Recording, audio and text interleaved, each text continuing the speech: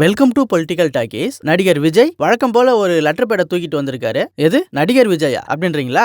என்னைக்கு அறிவுபூர்வமா அரசியல் பேசுறாரோ அன்னைக்கு சொல்லிப்போம் அரசியல்வாதி விஜய் அப்படின்னு.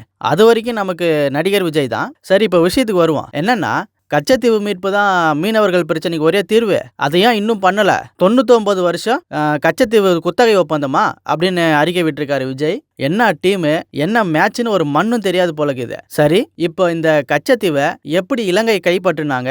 அதுக்காக இந்தியாவுக்கு கிடைச்ச ஆதாயம் என்ன?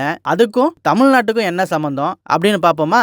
1974லயே அப்போ பிரதமராக இருந்த இந்திரா காந்தியும் இலங்கை பிரதமராக இருந்த பண்டார நாயக்கேவும் சேர்ந்து ஒரு ஒப்பந்தம் போடுறாங்க. அந்த ஒப்பந்தத்தின்படி தான் இந்த கச்சத்தீவு இலங்கைக்கு கொடுக்கப்படுது. அதுவும் தமிழ்நாடு அரசோட அனுமதி இல்லாமையே கொடுக்குறாங்க இந்த ஒன்றிய அரசு. ஏன் கொடுக்குறாங்க அப்படின்னா, இந்தியாவிலிருந்து கச்சத்தீவு வழியா தான் மக்கள் இலங்கைக்கு ஊடுருவுறாங்க அப்படின்னு ஒரு குற்றச்சாட்டு இருந்தது. அப்புறம் அதுதான் மீனவர்களுக்கு நன்மையும் கூட அப்படின்னு ஒரு நிறைய காரணம் வச்சு இந்தியா கிட்ட இருந்து கச்சத்தீவை வாங்குறாங்க இந்த இலங்கை. சரி, அதுக்கு பதிலாக இந்தியாவுக்கு கிடைச்சது என்ன அப்படின்னு பார்த்தோம்னா, 1976ல வாட்ச் பேங்க் அப்படிங்கிற ஒரு பகுதியை இலங்கை கிட்ட இருந்து வாங்குறாங்க இந்தியா. இந்த பகுதியில் பார்த்தீங்கன்னா மே மாசத்திலிருந்து ஒரு அக்டோபர் மாதம் வரைக்கும் மீன் எல்லாம் அதிகமாக இருக்கும் அப்படின்னு சொல்கிறாங்க.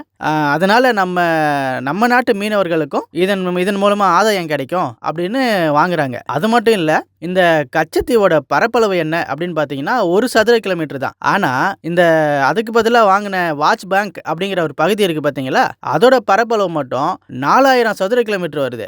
3999 சதுர கிலோமீட்டர் எக்ஸ்ட்ராவா கிடைச்சிருக்கு. அதை எவனும் பேச மாட்டான். இப்போ நம்ம தமிழ்நாடு அரசு கச்சத்தீவை மீட்கணும் அப்படின்னு தான் போராடி இருக்காங்க. அதுக்கு காரணம் தமிழ்நாடு மீனவர்கள் பாதிக்கப்படுறாங்க அப்படின்றதால தான். இவ்வளவு நாள் இதை பேசாம இப்ப ஏன் திமுக இந்த கச்சத்தீவை பத்தி பேசுறாங்க அப்படின்னா, வேற என்ன, எலெக்ஷன் வரப்போது மக்கள்கிட்ட நல்ல பேர் வாங்குவனவா? அதுதான். அதை கண்டிப்பா மறுக்க முடியாது. இப்ப விஜய் விட்ட அறிக்கைக்கும் இந்த வரலாறுக்கும் ஏதாச்சும் சம்பந்தம் இருக்கா? வழக்கம் போல விஜய் படத்தோட ஃபர்ஸ்ட் ஹாப்புக்கும் செகண்ட் ஹாப்புக்கும் எப்படி சம்மந்தம் இல்லையோ, அந்த மாதிரி தமிழ்நாட்டில் நடக்கிற அரசியலுக்கும் இவர் விடுற லெட்டர் பேடுக்கும் எந்த சம்மந்தமும் இல்லை. எப்பவுமே சொல்றது ஒண்ணுதான். ஒண்ணு, அரசியலை ஒழுங்கா நீ ஃபாலோ பண்ணு. இல்லையா, அரசியலை தெரிஞ்சவங்க கூட அரசியலை நல்லா ஃபாலோ பண்றவங்கள கூட வச்சுக்க. அப்பதான் அரசியல் பண்ண முடியுமே தவிர இப்படியெல்லாம் பண்ணிட்டு இருந்தா ஒரு பருப்பும் வேகாது.